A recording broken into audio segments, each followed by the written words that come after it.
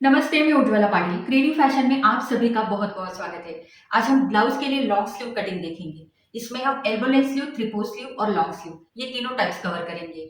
Body के ऊपर नाप कैसे लेना है, कटिंग कैसे करना है, क्या क्या फॉर्मूलाज है, कैसा तरीका है, ये सारी चीजें वीडियो में आपको डिटेल में देखने को मिलेगी। तो इसके लिए वीडियो को बिना स्किप किए आपको लास्ट तक देखना है। और एक जरूरी बात, इस वीडियो में मैंने 3 अलग अलग तरीके के कटिंग बताए हैं, ताकि आप किसी भी साइज के लिए किसी भी मेजरमेंट का कटिंग करें तो आपको आसान हो और परफेक्ट भी हो। तो चलिए शुरू करते हैं। सबसे पहले नापेंगे armhole round, armhole की गोलाई। ना टाइट पकड़ना है ना लूज पकड़ना है, गोलाई में अच्छे से टेप को रखना है और जितना भी आता है नोट डाउन करके रखिएगा। उसके बाद जहां पर आपका शोल्डर खत्म होता है वहां पर टेप को रखना है और उसके नीचे शॉर्ट स्लीव लेंथ का नाप लेना है। तो आपका जितना भी चेस्ट साइज है उसका 8वां भाग करें। जैसा 36 चेस्ट का 8वां भाग आता है 4.5 इंच, तो 4.5 इंच पर मैंने छोटा सा मार्क किया है। ठीक, तो ये होगी आपकी शॉर्ट स्लीव लेंथ, यानी छोटी बाजू की गोलाई। अब वहीं पर आपको गोलाई भी नापनी है, तो गोलाई में भी मैंने उसी निशान के ऊपर गोलाई में टेप को पकड़ा है। जितना भी आपका आ रहा है नोट डाउन करके रखिएगा। तो यहाँ पर मेरा नाप कितना आया है ये जानना जरूरी नहीं है, क्योंकि यहाँ पर मैं 3 अलग अलग तरह के नाप लेकर आपको कटिंग बताने जा रही हूँ। तो इसलिए बस यहाँ पर नाप कैसे लेना है उसके ऊपर फोकस करें। अब ले रही हूं मैं एल्बो लेंथ स्लीव की लंबाई का नाप।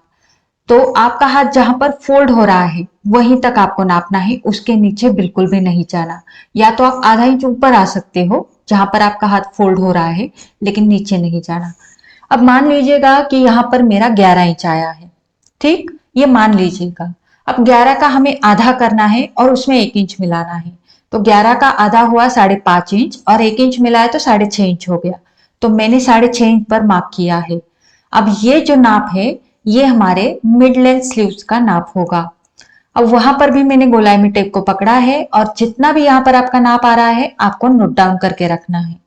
तो ये मिड लेंथ स्लीव का नाप होगा, जो बहुत इंपॉर्टेंट है कटिंग करने में। अब तीसरा नाप है आपका एल्बो लेंथ स्लीव का राउंड नापने का। तो जहां पर आपके एल्बो लेंथ की लंबाई आई थी वहीं पर आपको गोलाई में टेप पकड़ना है और नाप जितना भी आया है वो नोट डाउन करके रखना है। ठीक है, तो ये सारे नाप आपको लिख देने हैं। अब 3/4 स्लीव्स का लंबाई का नाप कैसे निकाले, तो यहाँ पर आपकी कोहनी की हड्डी है, उसी हड्डी के नीचे 3 से 4 इंच आप जा सकते हो, 4.5 इंच तक भी जा सकते हो। तो जितना भी आपका आ रहा है वहां पर एक छोटा सा मार्क मैंने किया है जिसे आप देख पा रहे हो। अब हाथों लगे फुल लेंथ स्लीव्स का भी नाप लेंगे।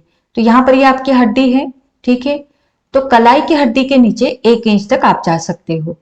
तो ये देखिए यहां तक मेरा आ रहा है, तो यहाँ पर मैं छोटा सा मार्क करूंगी क्योंकि हमें वहां पर गोलाई भी नापनी है। तो ये 2 मार्क मैंने कर दिए हैं। अब पहले 3/4 स्लीव्स का जहां पर लंबाई का नाप आया था वहीं पर मैंने गोलाई में पकड़ा है, लूज नहीं पकड़ा बिल्कुल भी, आप देख पा रहे हो। अब जितना भी नाप आ रहा है आपको लिख के रखना है।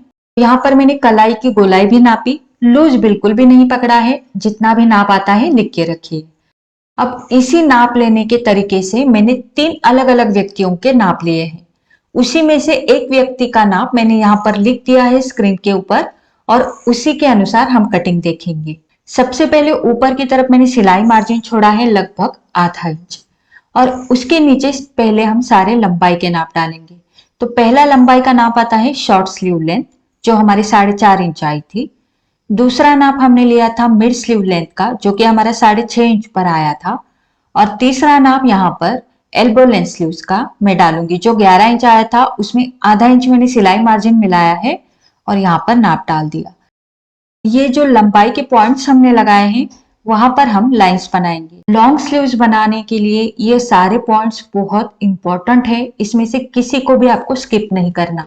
तो पहली लाइन है शॉर्ट स्लीव लेंथ की, दूसरी लाइन है मिड स्लीव लेंथ की और तीसरी लाइन है एल्बो स्लीव लेंथ की। ये तीनों इंपॉर्टेंट है।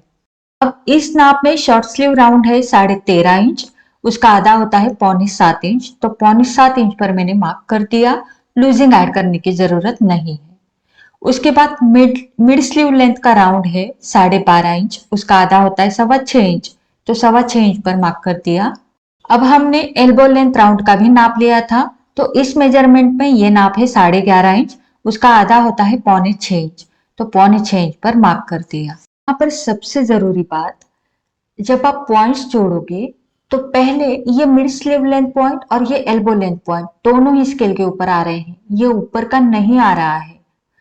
तो ये जो पॉइंट है आर्म होल का पॉइंट, यहाँ पर आप देख सकते हो ये यहाँ से यहाँ 1/4 इंच का डिस्टेंस है, तो इतना नॉर्मल रहेगा। पहले ये नीचे के 2 पॉइंट जोड़ कर लेंगे, ये 2 पॉइंट्स जोड़ गए हैं। अब ये जो ऊपर का पॉइंट है ये और ये, इन दोनों को जोड़ेंगे, ठीक है। क्योंकि तीनों पॉइंट्स अगर एक लाइन में नहीं आ रहे हैं तो पहले हमें नीचे के 2 पॉइंट जोड़ कर लेने हैं, उसके बाद ये ऊपर का पॉइंट। अब ये लाइन थोड़ा ऊपर की तरफ लेके जाइएगा।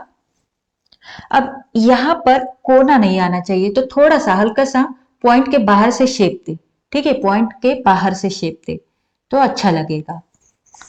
अब हम यहाँ पर आर्म होल का राउंड हमारा कितना आया था, 16.5 इंच, उसका आधा होता है 8.25 इंच। ये 8.25 इंच का पॉइंट जब तक इस लाइन को टच नहीं होता तब तक मैं इसे ऊपर नीचे करके देखूंगी।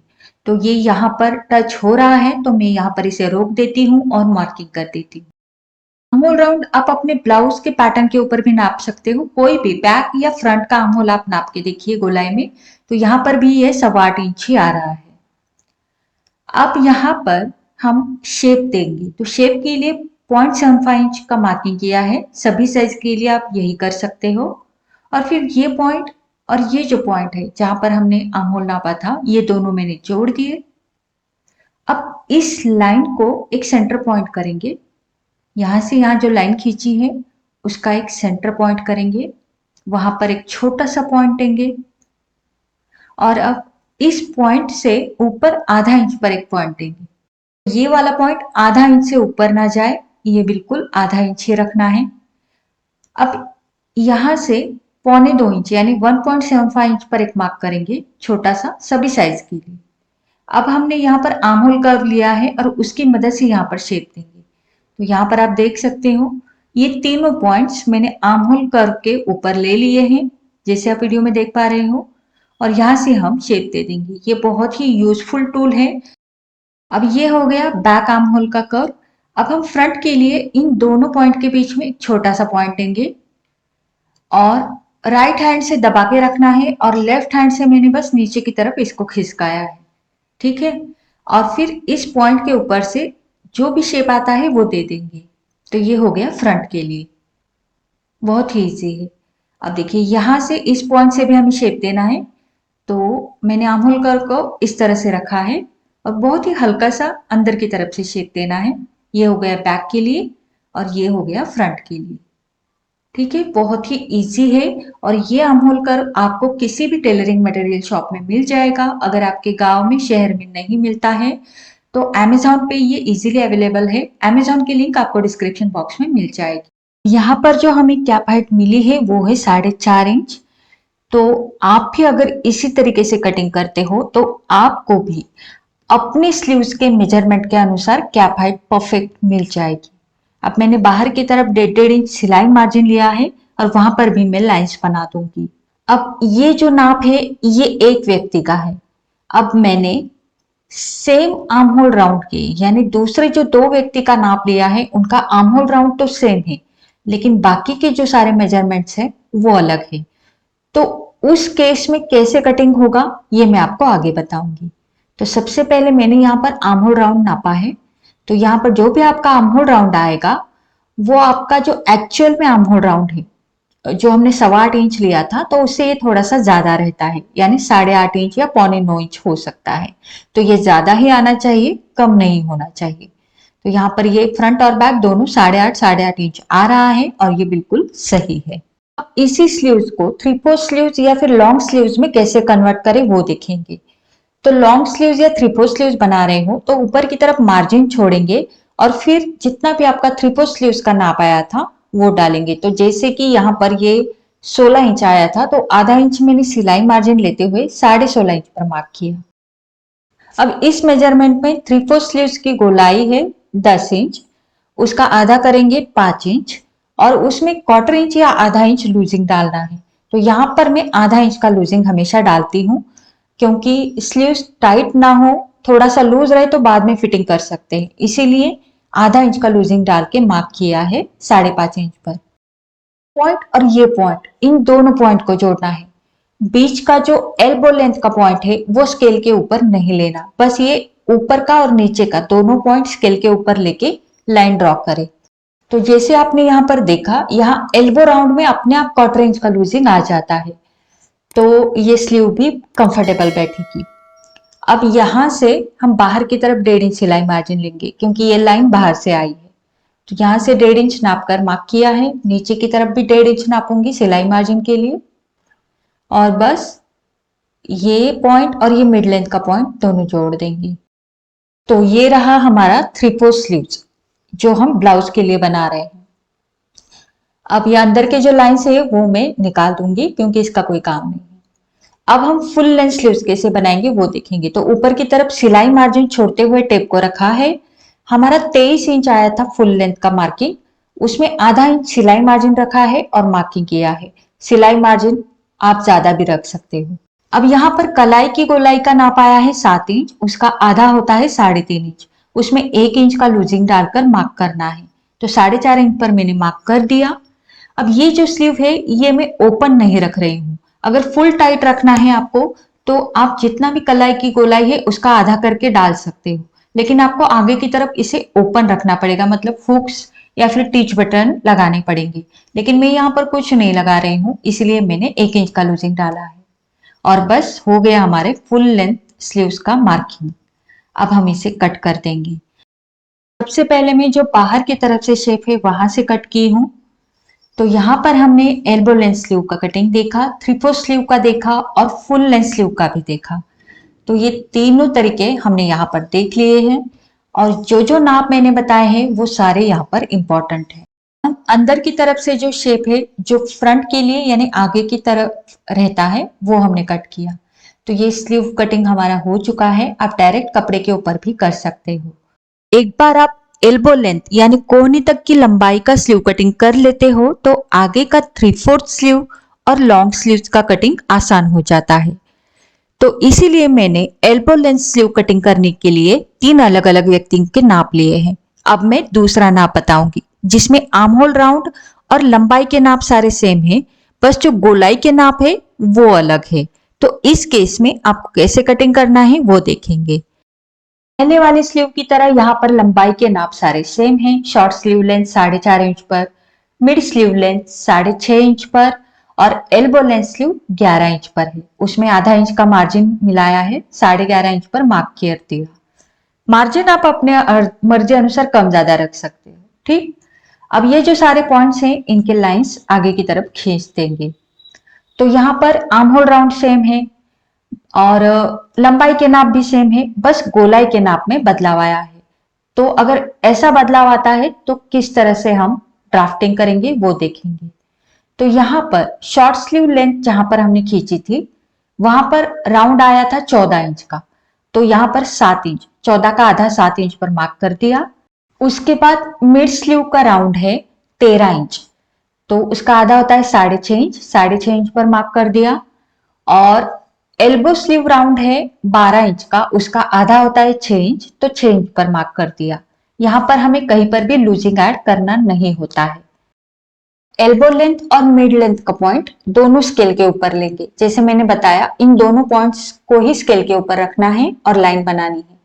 अब यहाँ पर जरा ध्यान दे, ये जो पॉइंट है ये 1/4 इंच से ज्यादा बाहर है, मतलब आधा इंच बाहर है। अब जब ये आधा इंच बाहर रहता है तो ऐसे में हम क्या करें, क्योंकि ये बहुत ज्यादा डिस्टेंस है, 1/4 इंच नॉर्मल है, तो इसको हम थोड़ा सा बाहर लेंगे। इस पॉइंट को, मिड लेंथ का जो पॉइंट है वो थोड़ा सा, एकदम थोड़ा सा बाहर लिया है, 1/4 इंच से भी कम है। और फिर हम यहाँ पर लाइन बनाएंगे। मतलब हमने क्या किया, जो मिड लेंथ का पॉइंट है उसे थोड़ा सा बाहर की तरफ लिया, मतलब थोड़ा सा लूज रखा है, और फिर हमने ये लाइन बना दी। ठीक है, इस तरह से आपकी लाइन आएगी। और अब आप इसे और इसे जोड़ दें, जिससे आपका स्लीव का शेप भी अच्छा आएगा और यहां पर आपको ये टाइट भी नहीं होगा। अब इस लाइन को थोड़ा ऊपर की तरफ लेके जाएंगे। अब हम लेंगे आर्म होल राउंड का नाप। तो आर्म होल राउंड सेम है, 16.5 इंच ही है, तो इसे मैंने ऊपर इस नोक के ऊपर रखा है टेप को और देखेंगे 16.5 का आधा 8.25 इंच। तो ये 8.25 इंच इस लाइन को जहां तक टच होता है वहां तक हमें ऊपर नीचे करना है। तो देखेंगे पहले मैं इसको ऊपर लेके जाऊंगी फिर नीचे जाऊंगी। तो देखिए यहाँ नीचे की तरफ जाऊंगी तो यहाँ पर ये टच नहीं हो रहा है लाइन को, थोड़ा ऊपर लेके जाऊंगी तो यहाँ पर ये टच हो रहा है। अब यहाँ पर मैं पॉइंट दे दूंगी तो यहाँ पर हमारी निकल के आई है कैप हाइट। अब मैं यहाँ पर लाइन बना दूंगी, ये हमारी कैप हाइट की लाइन है। यहाँ पर देखेंगे कैप हाइट हमें कितनी मिली है, तो यहाँ पर आई है 4 इंच। तो पहले वाले स्लीव में आपने देखा होगा सेम आर्म होल राउंड में कैप हाइट आई थी 4.5 इंच और इसमें आई है 4 इंच। क्यों? क्योंकि यहाँ पर जो शॉर्ट लेंथ राउंड हमने देखा है वो है 14 इंच, मतलब पहले वाले स्लीव से ज्यादा है, इसीलिए यहाँ पर कैप हाइट कम आई। अब बाकी का जो शेप वगैरह देना है जो मैंने पहले वाले स्लीव में बताया था, सेम मेजरमेंट्स लेके आपको शेप देना है।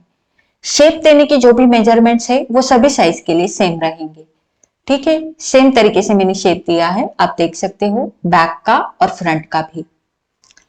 तो यहाँ पर आपका कोई भी मेजरमेंट हो, ना कि केवल मैंने यहाँ पर 36 चेस्ट साइज के लिए ये स्लीव का कटिंग बताया है, आपका कोई भी मेजरमेंट हो, आपको जो फॉर्मूला यूज करने हैं वो सेम मैंने जो बताए हैं वही यूज करने हैं, सेम तरीके से मेजरमेंट्स लेने हैं।